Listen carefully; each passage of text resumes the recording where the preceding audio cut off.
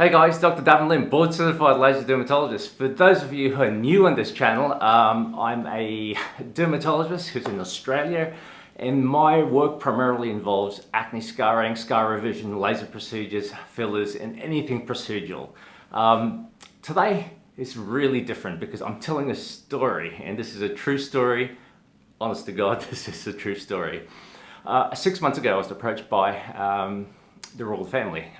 It's the royal family of Saudi Arabia. Okay, so they asked me, hey, Dr. Lim, can you please treat some of our relatives? Yeah, we've got sons who have acne scarring, and could you please treat them? And I thought for a while, and I said, look, this could be a good opportunity, but there's a few problems of, you've got to come here and I've got to assess your scarring. And they said, no, we will fly you over. And I said, look, I can fly over, but I've got it's just not me with my hands. Sometimes I need equipment and I need tools to work. Plus I need my nursing staff because they're integral to what I do.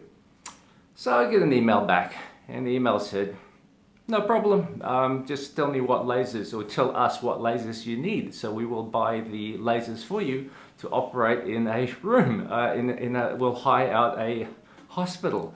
So I thought about it and I thought, my God, they're flying me over there, and the figure was for, I think it was 120,000 US dollars per day, right? So that's per day, which means if I'm there for 4 days, that's a good amount. Okay, it's nearly $500,000 US dollars. Then they're going to buy equipment that's, we're talking about an infinity. For them, it's like 70,000-80,000 US dollars. A couple of lasers. All in all, it would have cost them about just under $1 million. Yeah, for probably about 4 days. And I was going to actually take up the offer, but then I thought, hey, you know what? Acne scar revision is a medical procedure, and sometimes medical procedures go wrong. For example, if I use a filler, for example, and treat an atrophic scar, the chances of me hitting an artery is extremely slim. Probably, realistically, 1 in maybe 70,000, yeah? But what happens if that happens and then I cause further problems? Do I really want to be in a Saudi jail or be invited to the Saudi embassy? Probably not. So I turned down that job offer. It was the biggest job offer of my entire life, $500,000 for a week's work. And that is a true story. So look, the basis behind this is that why do we as dermatologists or as laser dermatologists, or when you see me, if I turn down a offer to treat your acne scars, there must be a reason, yeah? And the reason is not financial. It never is financial. You can see in this report, this report, or actually a review on Real Self, saying, I saw Dr. Lim, he didn't want to treat my acne scars, and too bad he lost out on, you'll see the figure there. And I'm thinking, when I turn you down for a reason, there's always a valid reason why I don't treat acne scarring for you. Remember, I'm not a psychotherapist, I'm not a psychologist, I'm a laser and procedural dermatologist. I laser for a living. I use my hands to treat your acne scars and to make your life better. But if I decide not to do it, there must be a valid reason.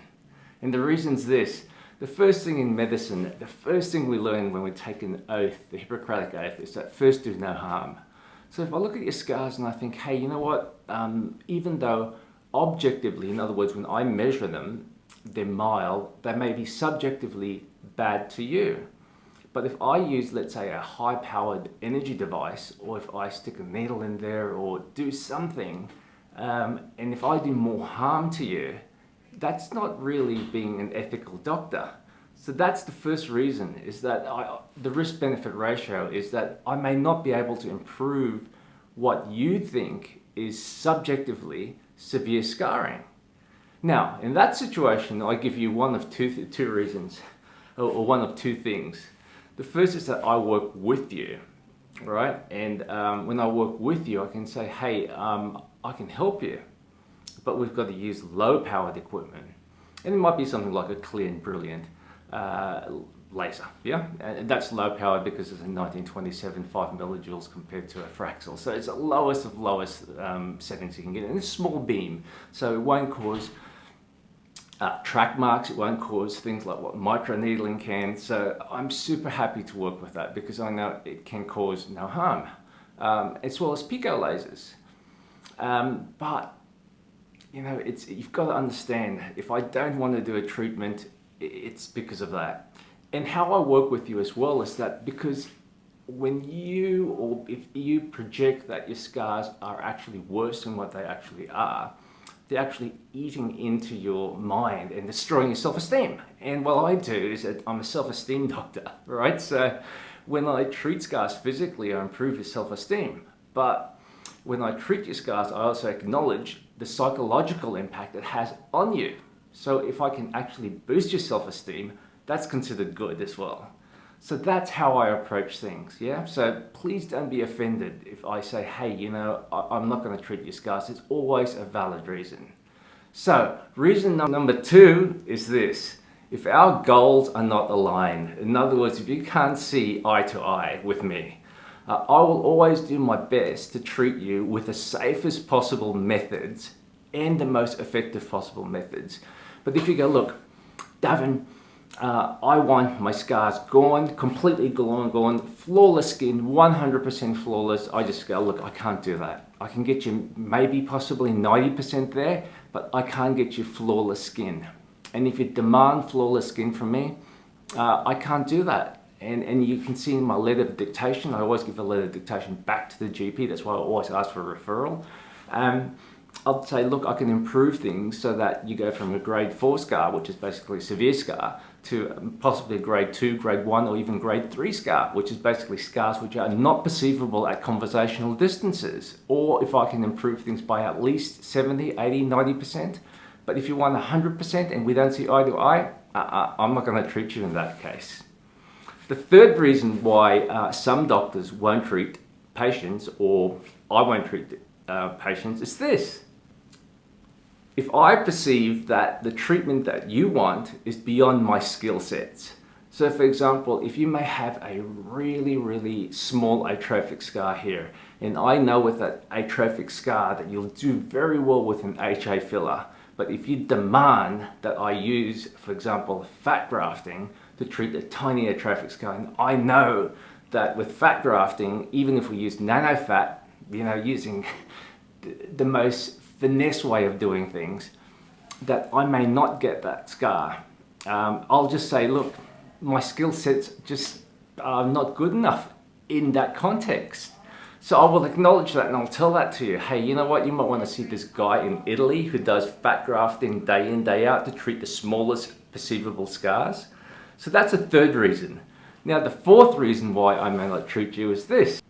If I perceive that you may have some element of what's known as dysmorphophobia, in other words, you do have scarring, it's there, but you refuse to work with me in order to help you. Because there's a syndrome called body dysmorphic syndrome, yeah? And we see it very, very often, especially in dermatology, because that's facial features, dysmorphophobia, and that's why you see these people with big lips, big cheekbones, and they just look fake because they've got this, I guess, abstract idea of what's beautiful. And the reverse can apply, where there are scars that are so imperceivable that they are not there, and that you're actually hunting for them because you're so fixated on finding them that you may be using angle lighting yourself, just trying on that torchlight in that particular angle. And that's when I say, look, you know, I can see the scars, I can acknowledge your scars, people can't see your scars, but hey, let me help you with that. I will do my best to actually treat those scars, but you will always find new scars. But if you say, look, Davin, no, I'm not going to see anyone, I just want these scars gone, completely gone, I go, sorry, look, sorry, I can't give you that outcome. So that's a fourth reason. But if you're willing to work with me, yeah, I will work in with a psychologist, because that can help how you perceive things. And like I said, I'm a confidence doctor, okay? So I'm a self-esteem doctor, and I can help you with that. But if you don't want to help me, help you, I can't help you much. Okay, so the fifth reason why I may not, or another doctor may not be able to help you with your acne scars is this. Some patients are actually very rude, not to my face, but to my nursing staff or to the admin staff. And that really is a reflection upon a patient's, I guess, personality, yeah? So you may be nice to me, but if you're really rude to my nursing staff and really treat them disrespectfully, like, and I've seen it happen, you know, they're super nice to me, but they're super rude to the nurses. It could mean that there may be a possibility that there may be a personality trait that may not go hand in hand for a patient which I want to treat for an entire year. Because remember, it's not just me that gives you the outcome, it's my nursing staff which also help me, because they're the ones that are actually passing me the instruments, they're the ones that passing me the TCA, they're the ones that are going through the wound checks with you, looking through the emails, the whole lot. Now if you read to them, I may make mistakes because they may not point it out to me in the correct manner. And then what happens is that I miss that email, and next thing you know, everything goes on me, so the blame's on me. So if you read to my staff, whether it be admin or nursing staff, I may not treat you. And once again, I never leave you in the loop and go, hey, look, I can't treat you. I've got a duty of care, because you've got severe scarring, and if I elect not to treat you, I would always give you options. Yeah? So I'll never say, sorry, mate, I'm just not going to treat you. I'll refer you off to someone else who possibly will treat you. Now, the final reason why I may not treat you, or any other doctor, a dermatologist, plastic surgeon may not treat you, is that if you don't follow post-op instructions, yeah? So we may give you pre-op instructions. For example, if you have darker skin type like myself, yeah? And we want to actually put those melanocytes to sleep. In other words, reduce the chances of skin darkening after a laser. And we prescribe a pre-op, yeah, care, something like sunscreen and hydroquinone, which is basically a bleaching agent, and say, hey, stay out of the sun. And you come in on the day, or maybe we see you a week before your big laser treatment, and you come in and you're all tanned up, and you just go, look, you know what, I just don't like sunscreen, I'm just too lazy. And that cream you gave me, didn't really buy it because it was, I just didn't feel like it. And you know, I really like the sun, and I really like sunbathing. And I just say, look, sorry, I can't treat you, because if I use a high-powered laser on you, you're going to get blotches of pigmentation which may last 6 to 12 months, and you will blame it on me. And if you have a darker skin type, even darker than me, it may even last 12 months, and you would always put the blame on me. Yep, because I'm the one who did it. So if you can't follow pre-op care, there's no way you'll follow post-op care. So remember, the results you get are not only dependent on me, the settings, my skill sets, my hands, but also the parameters on the laser. But most importantly, how you look after your skin after the laser treatment's done. In fact, that's probably accounts for 50% of the results that you'll get. And often the post-op care is super easy. Stay out the sun, wash your face with this, that, don't use any actives. We will either verbally express it to you, and we take down notes that we've told you, or if it's like a big procedure, we'll bring you in every second or third day. And all those checks, when you come to see me, I don't charge you for it. So there's, I don't know whether you know that I just don't upsell things, but everything I do post-operatively is included in the price. So there's no surprises of, hey, guess what, you need Heel Light every day for the next 5 days, and it's going to cost you $80. If you're around, if you come to see me from Canada, or dude, remember that dude? I was just about to say, you know who I'm talking about, from New York, yeah? So you came to see me just last was it 2 weeks ago? Did I upcharge you for anything? No. I said, hey, you know, if you're here for the next 10 days, just come in. You've got active acne, I've got blue light, I've got red light, and I've got heel light. They're there. It's just that there may be a queue, but I'm not going to charge you for it. So there's no upsell with anything I do. Everything you see, I'm just there to do one thing, and that's to treat your scarring in the safest possible manner, in the quickest possible way, but the safest. So guys, I hope that gives you an insight into how doctors think, how dermatologists like myself think, because in 2019, I'm going to actually really reinforce these rules, because that saying is true. You know, 3 to 4% of patients give you about 80% of the work. And I have patients which I have no idea about, you know, in acne.org, who's saying, hey, I did this to them, and I'm posting things on Instagram. So I think his name is Trying Hard 123.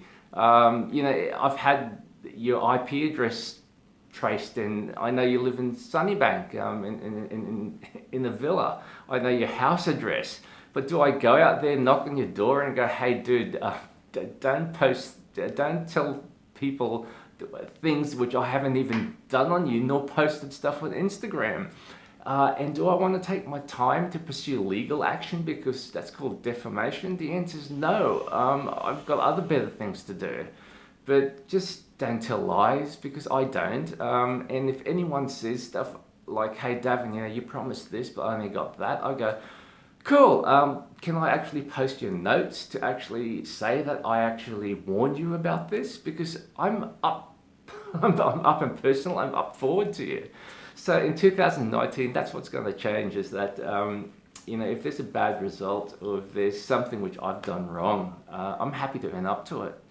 But on the flip side is that you've got to be happy that I actually show the conversation of how many treatments we expect, your compliance, post-op care, the whole lot.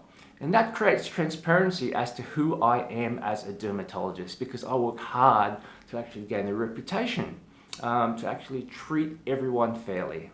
So guys, I hope that helps, because that gives you an insight as to how doctors think, right? And we're there to help you guys. Well, most of us are anyway. So guys, if you like this channel, please subscribe. More tips on what I do on Instagram. So yeah, I keep going on the Instagram, but honestly guys, it's the best tool out there, because it takes ages to do videos like this. But if you're on Instagram, you can actually, you know, get a tip a day, even 3 tips a day, and it's a really easy platform to follow, especially for references with the IGTV.